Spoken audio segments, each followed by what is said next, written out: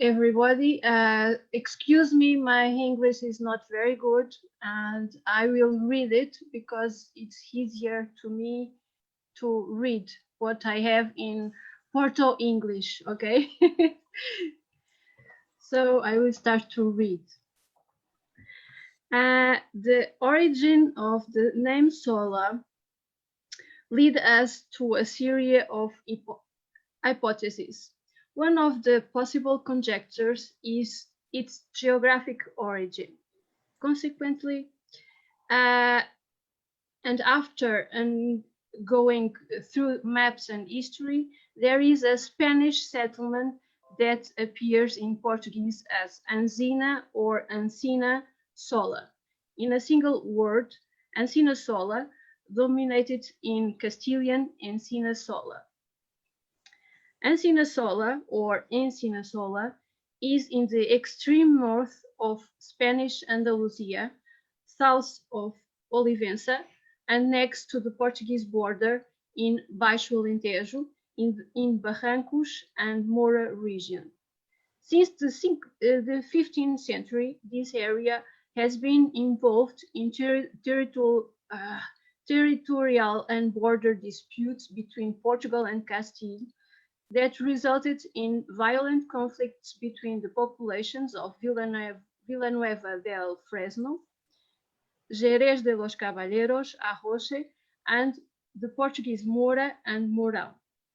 All contested the limits of their villages, and the problem had to be decided by the Iberian monarchs. If this hypothesis is confirmed, this means that the Sola family would be native of this geographical area, subordinate to Seville and probably Badajoz, but with Portuguese claims of neighboring municipalities. However, the Sola family is from this part of Portugal, in north, not in south. Another hypothesis is Sola is the same north part of Portugal. Another hypothesis is Sola derived from the Latin word solus, which designates only one, later entering the vocabulary in current use in both Castilian and Portuguese.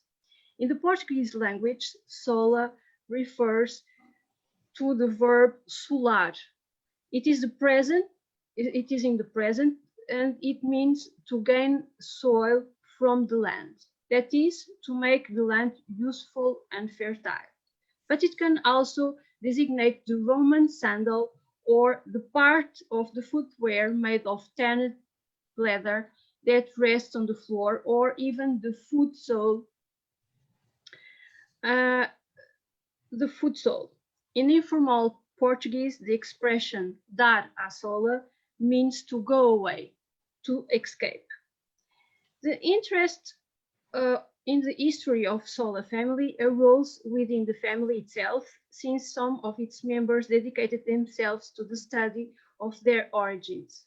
One of those was Carlos de Sola, born around 1595, who established in Amsterdam and wrote a chronicle, still unwritten today, with family trees or with genealogical studies. This manuscript is not available to consult and may be inexistent. Clarence Isaac de Sola, son of the renowned rabbi, orientalist, and scientist Abraham de Sola, president of the Federation of Zionist Societies between 1899 and 1905, and Belgian Council in Canada, also devoted part of his life to study the origins of the Sola family. His study goes back to the Middle Ages, using in part the information of Carlos de Sola. Later, Abraham de Sola wrote biography of David Aaron de Sola in 1864 with an introductory study of the family, although he focuses mainly on his father's line. Finally, Julian Kemper compiled and studied all the previous works in his work, the Sola Family Odyssey, preserved by Sola Mendes relatives, and it seems it has not been published until today, despite the fact that more than a decade has passed since its writing. This work included from family inquisitorial processes and various documentation from several archives around the world.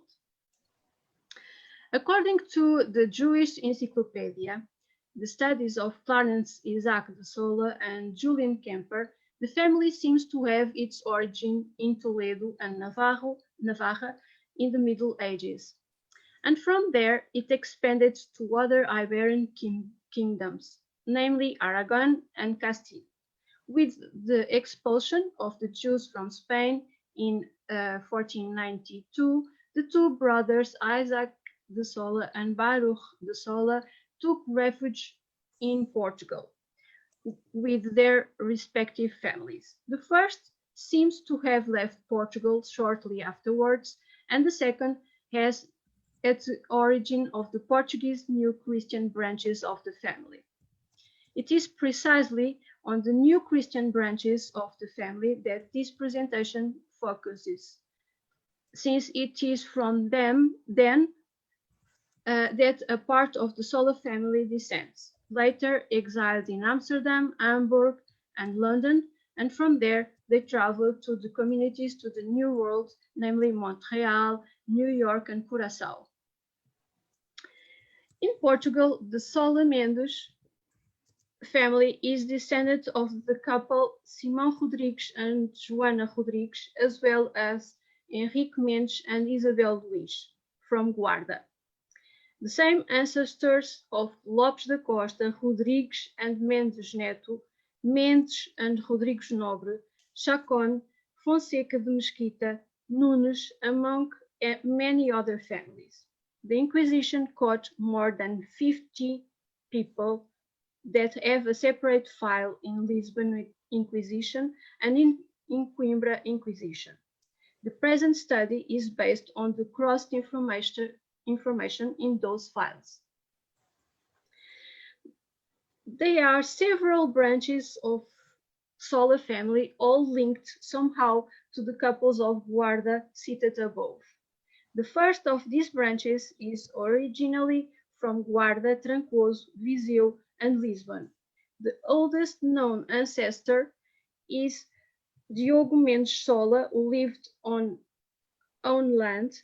His natural daughter, the mother, is unknown, Jacinta de Sola, that is in here. Jacinta de Sola married the lawyer Manuel Mendes, that is, that is here, Manuel Mendes Nobre, and had several children. Among them, Diogo Mendes Sola was named after his grandfather, having been horse captain of Alentejo province. Jorge Mendes Nobre, we are speaking about this Diogo, and George is here. Jorge Mendes Nobre was a lawyer in Lisbon. Manuel Mendes, that is here, Nobre, was absent in an uncertain part. Isabel, that is here, the Sola, who was absent in France with her children, and finally Luís Mendes de Sola, it is green, in green, a businessman who was also absent around 1721, that Kemper identified as David Mendes Sola in Amsterdam. The Inquisition proceeded with several waves of prisons in this family, not in the Sola matrilinear family, but in Mendes Nobre patrilinear branch. Jorge Mendes Nobre, father of Manuel Mendes Nobre, cited above, was married to a old Christian, Isabel Nunes da Costa. He was lawyer, and was arrested by Lisbon Inquisition in 1660 after his brother Simão Rodrigues Nobre, also lawyer, imprisoned and burned in 1652. Both Jorge Mendes Nobre and Simão Rodrigues Nobre were sons of Diogo Rodrigues Nobre of nickname and Guilmar Nunes, grandsons of Simão Rodrigues and Joana Rodrigues in the father's line, and Henrique Mendes and Isabel Luís in the mother's line. And this couple is ancestor of other branches of the extended family that intermarried with Sola. All new Christians, with some exceptions. The brother of Jorge Mendes Nobre, Simão Rodrigues Nobre, was the first to be arrested in 1649. He was lawyer, and in his library had two books that the Inquisition officers and inquisitors suspected. These findings became the main reason to condemn Simão to the fire, in addition to the vigilance in prison. The books were Philo-Hebreu and an history of the great patriarchs. The nephew of Jorge Mendes Nobre, Diogo Rodrigues Nobre, was medicine doctor, also burned in auto de fe in 1654, 2 years after his father, with only 29 years old. Jorge Mendes Nobre was arrested in 1660, and in the following years, his children, Brites Mendes Nobre, Josefa Maria, and Henrique Jorge Nobre, arrests took place. However, Manuel Mendes Nobre, cited above, was not. Later, at the beginning of the 18th century, more precisely in 1703, all the grandchildren who chose to stay in Portugal were arrested. This is the case of the brothers Luís Mendes Sola, Diogo Mendes Sola, and Manuel Mendes Nobre. This is the file of, or the processo of Luís Mendes Sola, that one that was identified as David Mendes Sola. Meanwhile, a part of the family went mainly to France and to other unknown places, but of course the descendants remained in the sites of the officers of the Holy Office, and in 1721 the great-grandson, son of Manuel, Tomé da Costa da Abreu, was arrested too. All members of this family have been accused of Judaism, usually with confiscation of property or with the payment of the costs of the process, abjuration in form, prison and penitential habits, instruction in the faith, and spiritual penances. It is likely that those who were absent in France then moved to Amsterdam, where Julian Kemper identified David Mendes Sola. In Portugal, the family occupied prominent places in society, both prestigious and honorable. Diogo Mendes Sola was named after his maternal grandfather, brother of Luís Mendes de Sola, was a horse captain in the Alentejo province. This position designates the military commander of cavalry forces, which implies the leadership of men and their subsistence in a company, even guaranteeing the purchase and maintenance of horses. Horse captains were lower in the military hierarchy of captains, but even so, that post was required by princes and lords who could manage the companies as they wished, although they might have a more experienced officer or soldier to assist them. Considering that Diogo Mendes Sola was born around 1670 and was arrested by the Inquisition in August 1703, this means that his contribution as a war captain came at the beginning of the Spanish War of Succession that was between 1701 and 1714, where Portugal found itself involved as Habsburg supporter against the Bourbons. The Portuguese support was commanded by Dom António Luís de Souza by the Beira province, and by Dom Dinis de Melo e Castro, the left pictured in the screen, by the Alentejo province. And it's still curious that Diogo, originally from Beiras, joined the companies in Alentejo, that is in south. Jorge Mendes Nobre followed the footsteps of his father and paternal grandfather and devoted himself to law, and he practiced in Lisbon. On the other hand, his brother Luís Mendes de Sola was a prestigious businessman, while Manuel Mendes Nobre was a rent collector. Therefore, we are dealing with people who have reached an intermediate social status that is distinguished by knowledge and financial capacity.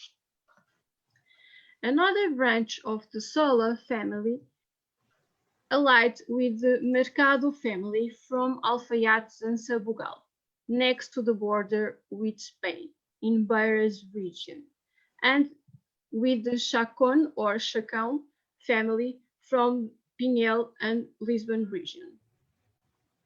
The Mercado family held the position of judge of the orphans in Alfaiates at least since 1518.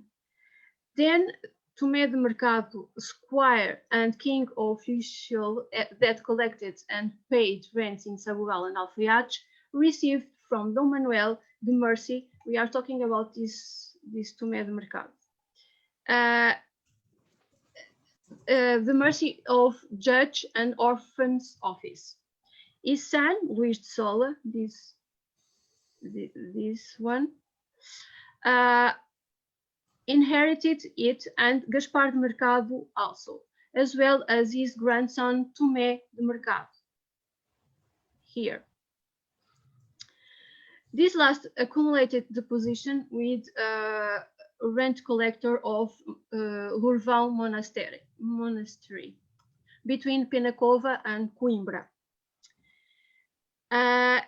In this way, it can be seen that a member of Mercado family, even during the reign of Dom Manuel, reached the lowest hierarchical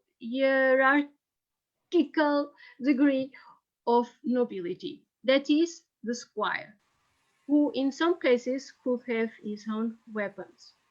The hierarchy of the military career starts as a page, goes through a squire, and ends at the knight in the service of either the royal house or some other gentleman. The squire... May I ask a question about that? Because this is quite different, it seems, from Spain. That you're saying that a new Christian is allowed to be a squire. Is there any point at which you couldn't progress above that? Sorry, above Tomé de Mercado? You were saying that he became a squire. Yeah. As a new Christian, are there positions that is close to him, or can he just take any job? He was a squire named by Dom Manuel himself, so maybe there are close relation or some mercy to conversion. I don't know. What I know it is that he was squire. There's no sort of limpieza de sangre sort of rule that will stop him. At this time, I don't think so. Okay, thank you.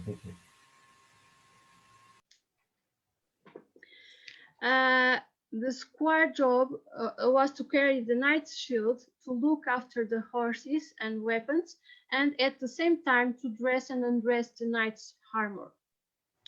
Due to the limited information available, Tomé de Mercado should serve as squire for the Lord of Sabugal or alfaiates. Now, these landlords and rents belong to Dom Manuel's son, infant Dom Fernando, who lived in 1507-1534, who owned them from an early age, which means that probably Tomé de Mercado was the infant squire when he was still a child or just over 5 years. However, there is no indication that this position had been passed on to his descendants, such as the Almoxarifado. The position of Almoxarif, I don't know the name in English, is also performed by royal officials that collected and stored taxes. This function can be leased to others, but it is up to the Almoxarif to give accounts that are registered in the royal chancelleries in royal chancelleries. It is also up to the Almoxarif to lease or to rent ground assets whose contracts were made in partnership with the Vedor da Fazenda. Treasurer, I don't know. In addition to these positions or offices, members of this Mercado Sola family also held the position of judge of orphans, who had their own regimento office regulations. Honor and prestige are hand in hand with these positions, since all matters related to orphans under the age of 25, even if they were emancipated or married, mainly inheritance, management, and inventory of assets, were under the supervision of Juiz de Fora and the judge of orphans. It was a job of great significance for the local government, but for leasing to make the connection with the central government, in which the greatest confidence was placed, although there were mechanisms to control and monitor good performance. By marriage, this family joined the Chacon or Chacon family, whose patriarch was devoted to medicine. This is the Chacon. Okay. Okay, if I may ask, these figures which are highlighted in yellow, there's a possessor from them in the Inquisition archives. What does a possessor look like? What kinds of documents can we find on them, and were all these possessors alike? The processors are very different from each other. We have 3 centuries of processors, so the proceedings were not the same in the beginning and the end of the Inquisition. So we have several parts in a processor. Mainly, there is an arrest. Warrant, and then we have some of testimonies against that person, and if the person is absent, we only have that part of testimonies against the person.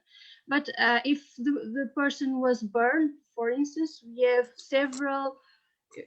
have a huge processor with testimonies, with vigilance in the prison. We have inventory of the goods of the family, and we have the the argumentation defending himself of the accusations, and several other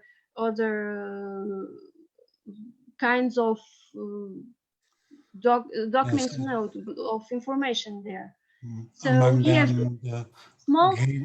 among them the genealogias, which are very interesting for genealogists, because they spell out the names of the victim, his parents, his grandparents, Yeah, his this nephews, is a, his uncles. yeah. So Usually the files, the processors have a section of interrogation when the inquisitors ask for the family, and till the third generation, till the grandparents, and we have the uncles, the cousins, everybody who were dead at that time, what they did, several other information about the family itself. However, in the processor, we can find in the testimonies some information that can be confronted with the section of genealogy. So, for instance, that person forgets one member of the family because he wanted to defend him, and then we know that that member is on the in the other members of the family, and in other sections of interrogatory. You understand? yeah. I think what you mean is that you can confront the Yeah. testimony of one person with that of another one of the same family. And yes, and in the file itself. Yeah, because and they tell there are different copies. things. Yeah, so we cannot always trust what a person says to the Inquisition. Yeah, because of course people lied, of course. Okay, that's quite interesting. Let's continue your story. So this branch of Sola family joined with Chacon or Chacon family, whose patriarch was devoted to medicine, and also to Henriques de Castro, businessmen, officers of Almoxarifado in Pinhel, and even a Captain Moore of Villacova Aquilera. Some members lived on their own land, which means they had assets and income that allowed them to live without support, and while some continued to practice medicine, others were lawyers, and so on. In addition, there is also an orderly captain already in 18th century, that is, who chose the military career, and in this case,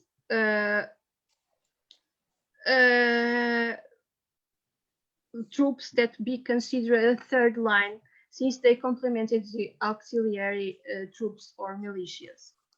This branch was also targeted by Inquisition and resulted in the imprisonment in 1665 of Isabel Mendes, this one here.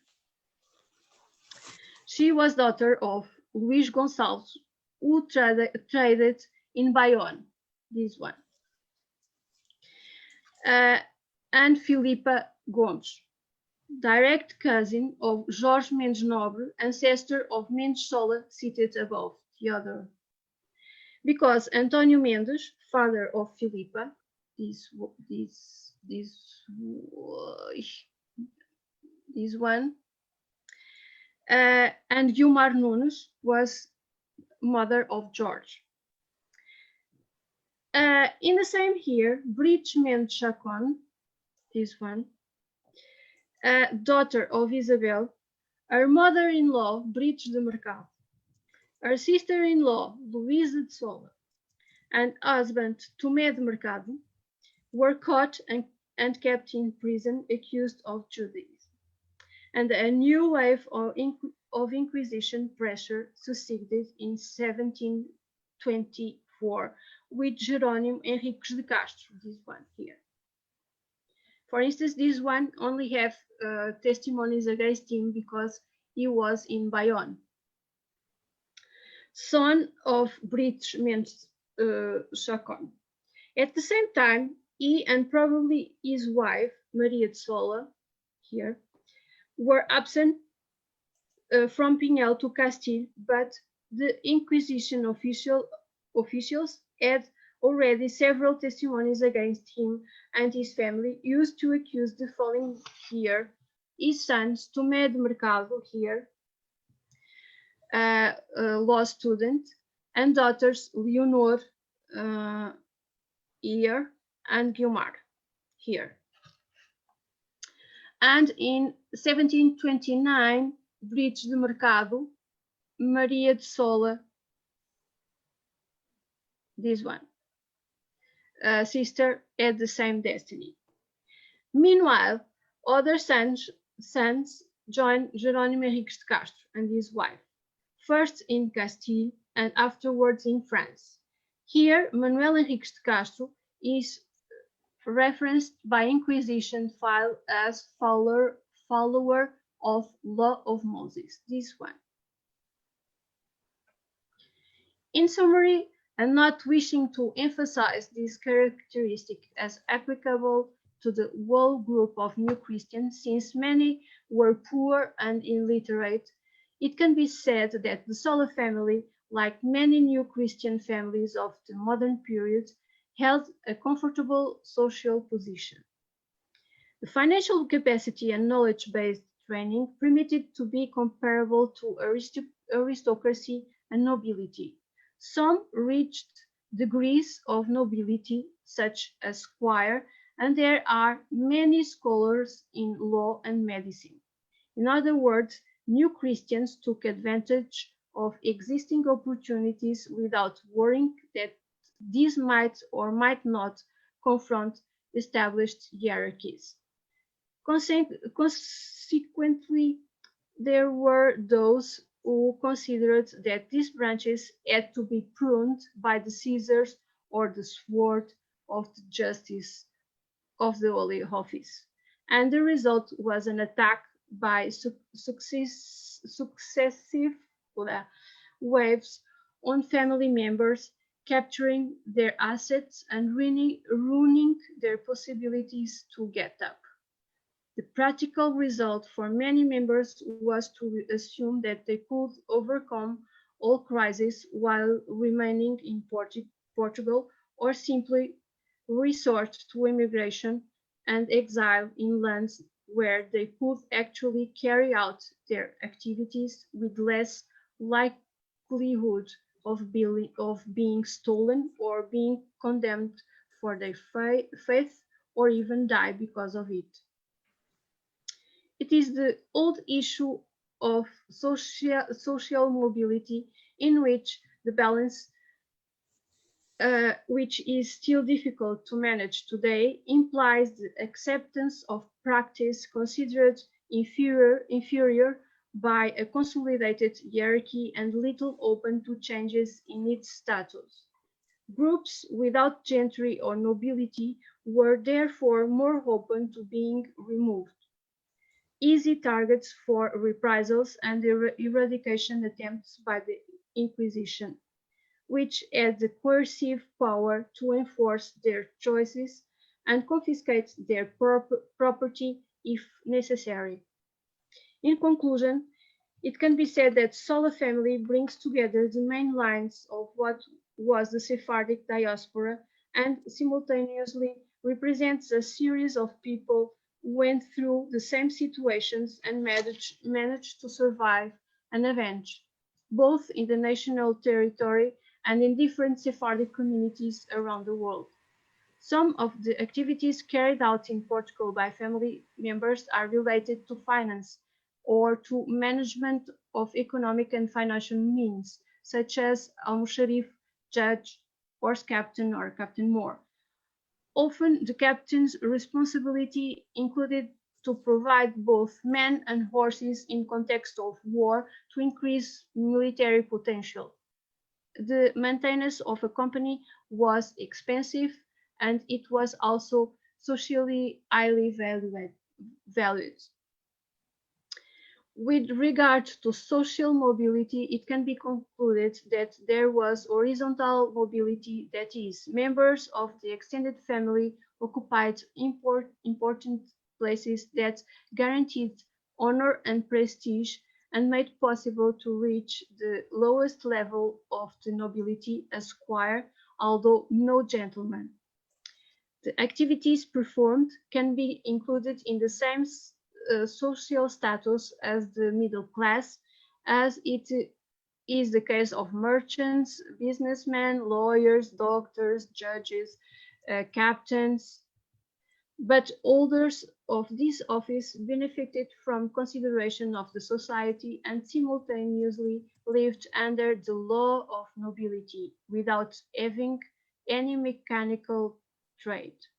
Although much has been done, thanks to the effort of several scholars with regards to the history of the Sola family, much remains to be done and to be explored in the period in which the family remain in Portugal. Inquisitorial processes and all Portuguese documentation need to be contextualized, explained, and integrated into family history, and above all in history. So this presentation is merely introductory. Sorry, my English. So I can respond to some answers if. Yeah. Can I first of all just make an observation? Yeah. George Mendes Nobre, Yeah. who you mentioned in your talk, he appears in the research of my family, or possibly related to my family, where I thought there was no relationship with the Mendes de Sola, and it rather proves or supports the view that the Western Sephardim, the Nação Portuguesa, were just one big extended family, and that everybody was somehow related to everybody else. But a sort of question, though, is that the individuals, they were doing quite well. They were progressing in society, and presumably that's with the approval of the Portuguese government. And at the same time, the Inquisition is sort of attacking them. Did the Inquisition and the government have, the Inquisition and the king, do they have different policies, or it's just how it was? Yes, we used to say that Inquisition was a state in the state. So Inquisition had its own agenda, and the political government has other agenda. So it was separated till Marquês de Pombal in the 18th century, and Marquês de Pombal joined the two how can I say Were he abolished? the political and the Inquisition power, and the Inquisition power was linked by Marquês de Pombal. Yeah. Okay. Yes. Sorry, before Tom just jumps in, can I just mention the software which Florbela is using, which I have never seen before, and it's called GenoPro, GENOPRO. And for certainly researching Inquisition documents and families and seeing how everyone is related, it looks so much better and looks so much more usable than the software I've been using. So I think it's really something I will be adopting. But sorry, Ton, I interrupted. No, it's okay. You mentioned Julian de Kemper and others who did research into the Mendes de Sola family and the Sola family. Have you tried to check your own work against that of Julian de Kemper, and were there many differences? It's a problem of mine. I start with the documents, and then I compare with what was said about it. Because to me what is certain is what is in the document, not what other people said about that. And some it seems a little bit worrying, because it seems I don't appreciate the work of others, but it's a way of working. No, not so what I usually do is that documents, and then I check what people said. Yeah. That's my way too. Yeah. Were you able to find the connection between these Mendes de Sola on the one hand and the Sola family that came from Bayonne to Amsterdam early 1700s, and from there on went to London, where they had a famous family member, David Aaron de Sola, who was a Gazan and let's say Gagam, not officially but officious. Were you able to have to make that relation I cannot, between the two families? Because I was too concentrated in Inquisition files, because there are too many for this family, more than 50. It's too many, Yeah, processes. it's a lot. But you did not encounter Isaac de Sola, who appeared in Amsterdam in 1700. So I only know that people run away to France, to Bayonne, to north part. They said parts do north, north part, and to Brazil and to several other places. But of course, people said that, but it is. I don't know if it is true or not. I have to confront things with other documents, other documentation out of Portugal. So there's still a lot of work to do. Yes. With regard to that. Yes. Were you able to connect these Mendes de Sola persons mentioned in the Inquisition documents to the Mendes de Sola living in Holland and in London? They are, as I said before, they are people that run away to London, for instance, Amsterdam. and not Amsterdam. They talk about north parts, parts. Maybe Amsterdam. I don't know. I have to check all of the information. I think it's also worth saying that sometimes what is written in these Inquisition processos is not true. You find that everybody's grandparents have always died and they can't remember their names.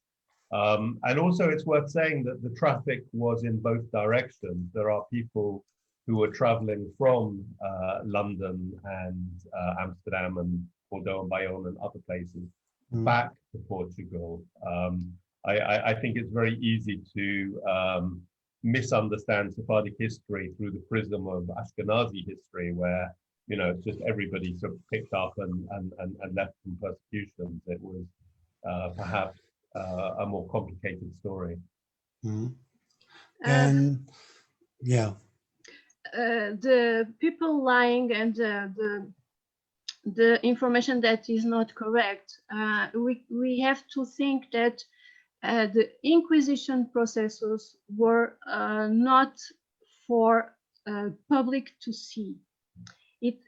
Inquisition was like FBI at the time, and they have information about everybody,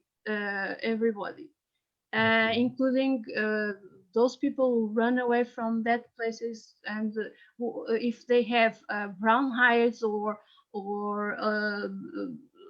brown hair, they have everything. So sometimes people lied. Of course they lied, but in history we have to do another thing, that is to cross information with other processes, other documentation, other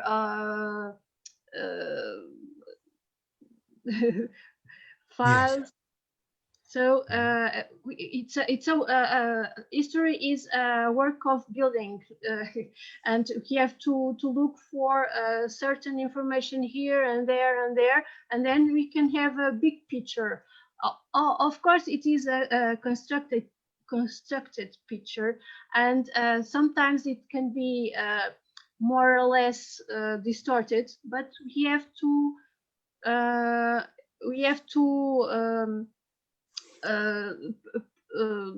perfection the view. Yeah, and you have to be careful.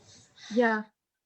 And I think it's also important just to remind ourselves that the Inquisition was a tribunal against Catholic heresy. It did not exist.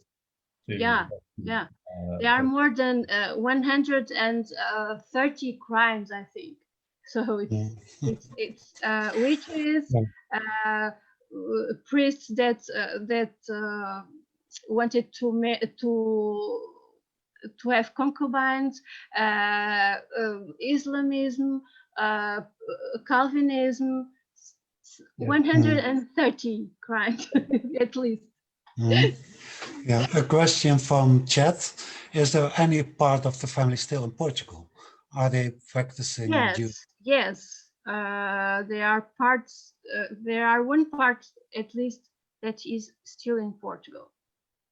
I will not say which one, because maybe that those persons don't want to be identified, but they are, yes. Members of this family have also submitted their DNA to the Avo Taino project, and Adam Brown has something interesting to say about that. Maybe you can unmute Adam Brown, David. Yes. Okay, Adam, you're unmuted. Florbela, can you stop screen sharing? What? At the top. Sorry. Okay. No, it's okay. Adam. Can I be seen? Okay. Yes. Hi, right. Adam. Hi, Florbela. How are you? Good, and you? Okay. Florbela happens to be with Judy Cohn is on this call, one of my Portugal traveling partners. So yeah. Too well known. Yes.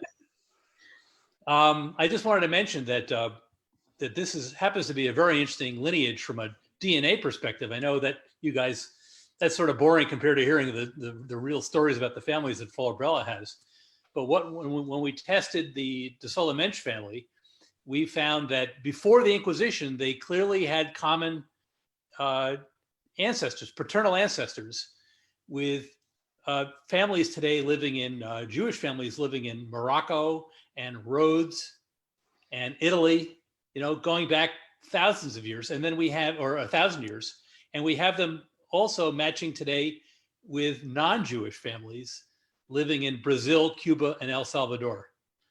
So there's clearly a lot of smoke here, and I'm sure there's a fire underneath it all. They all date back long. Not out of the fan, out of. So it's really interesting, and we haven't fully explored it yet, but when Florbela is ready to move in our direction, we would love to write a paper with her on this. If I may ask, is there a connection between the Mendes de Sola family and the Sola family of David Aaron de Sola Gazan in London, who has many, many, many descendants? I have to examine that separately. I'm not sure we've tested David yet, but we have tested the Mensch family and the Sola Mensch family, and they're the same family. Okay, so the Mensch, we have various Mensch members, and of course we have Josh in New York, and these are all the same. And Jonathan, these are the same family, but we have a Benatar family, and we have an Ortas family in Italy, Dejean family in Rhodes.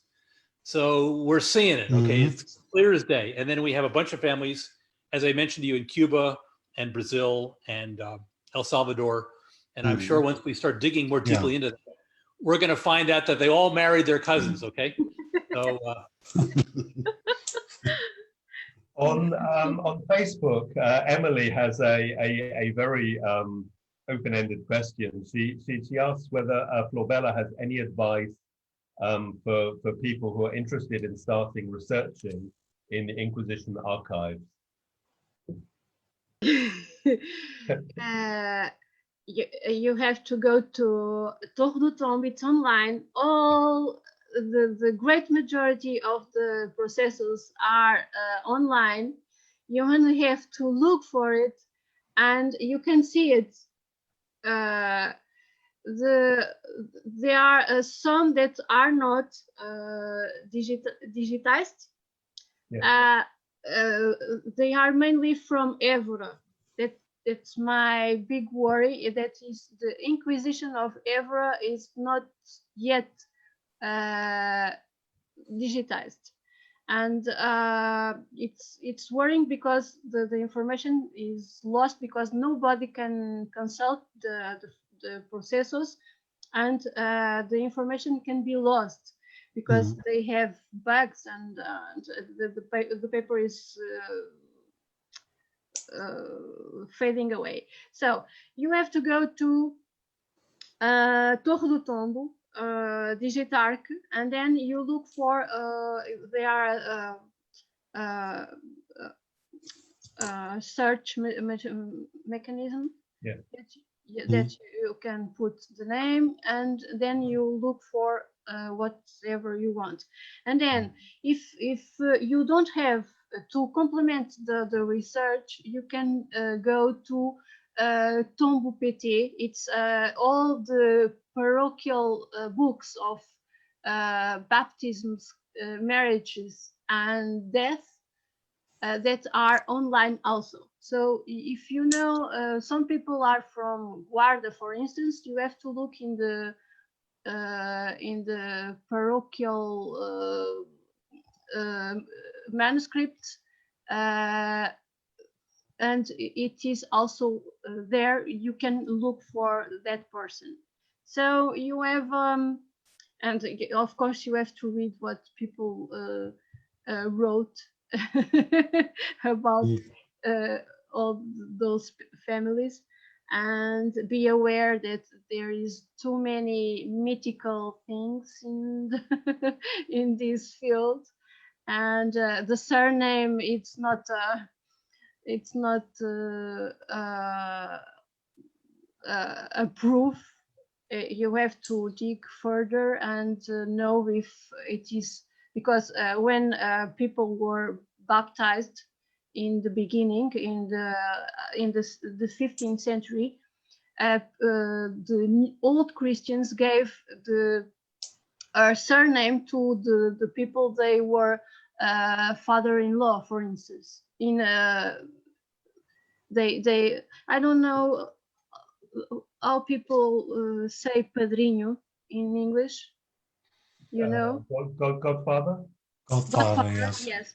If an old Christian was godfather of a new Christian, his surname was given to the people who were baptized. So we have always an old Christian family Mendoza and a new Christian family Mendoza. Okay, Mhm.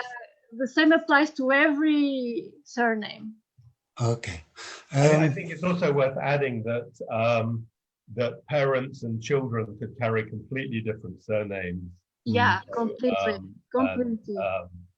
Yeah. yeah, it's Are all these parochial records Registry. online these Yeah. days because they haven't been in the past? They are online. They are Okay. in www dot tombo dot pt. You can Pit- look for, Pity? Okay. okay, Yes. and then you look for, and there is a list of parochial locations, and then you can choose whatever you want. You have to know where, in which church people were baptized or married or so on. they're a nightmare. They're absolute nightmare. Yeah, a little bit, but they exist. Yeah. Yeah. Eliza de Sola Mendes just reminds us that there is a Facebook group called the Solas Unite. Yeah. So anyone who belongs to that family or researching that family should ask to join the group. Mhm. Okay. Elisa, no.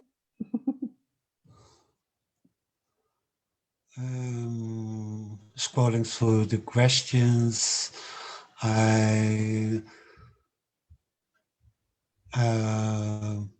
there was another question about Mendes de Sola in Portugal living today, and the question is if they were if they are still Jewish. I can't imagine so, because those who stayed as Catholics. Yes, yes. So Those of the and time.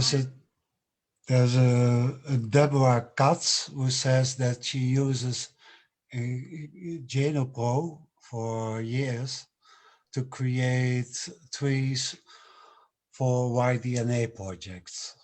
Hmm. That might be interesting. And maybe she can tell us if these are online available, because that would be very interesting to Adam Brown, I think. Mm-hmm. Genopro, I work with Genopro for several years, and it's a very good tool because it is like a database. We can store information about the people, and then we can do connect people just knowing, because the fathers are the same and the grandfathers are the same, so it must be a brother of or sisters of some people that we know. Can I just ask, and it's a technical question about the software, so perhaps not right for here, but when people have about 5 different names in 5 different places, does Juno Pro allow you to store all those names? Yeah. They have a little section in alternative names. Yeah. And yeah, so Okay. it's very, very good. I just started looking at the To software me, today. at least. Tom, is it any more questions, or shall we start to wind up? Okay. I think we have lost Tom somehow.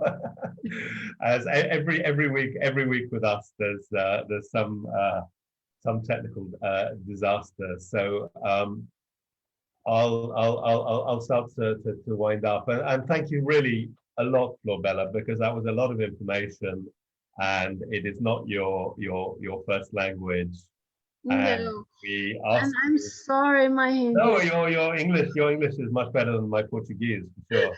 And we asked you at the last minute, but that was a really useful look at a family, and we need to somehow, perhaps some of us, we need to start trying to coordinate because I'm sure there's dozens of us all looking at the same families. Perhaps somehow we can Yeah. find a better way to all work together. And for those who don't know, Florbela is also an expert on lots of other things, including Antwerp and Hamburg, and maybe she can come and talk to us again at a future date.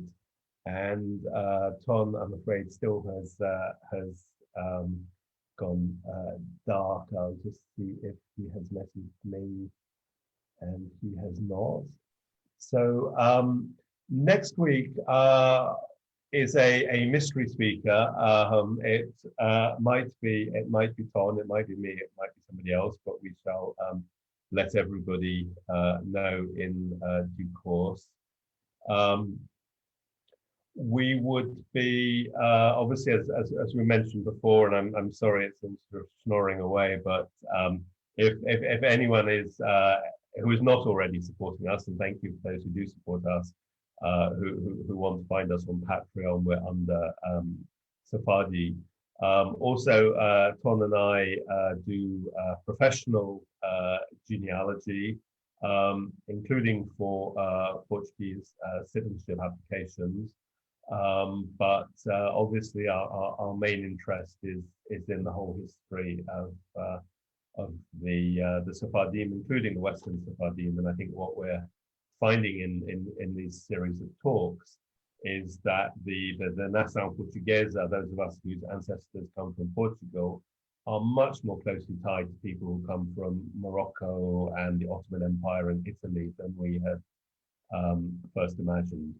So if anybody wants us to help with their own research, you can contact us at contact@sephardicgenealogy.com.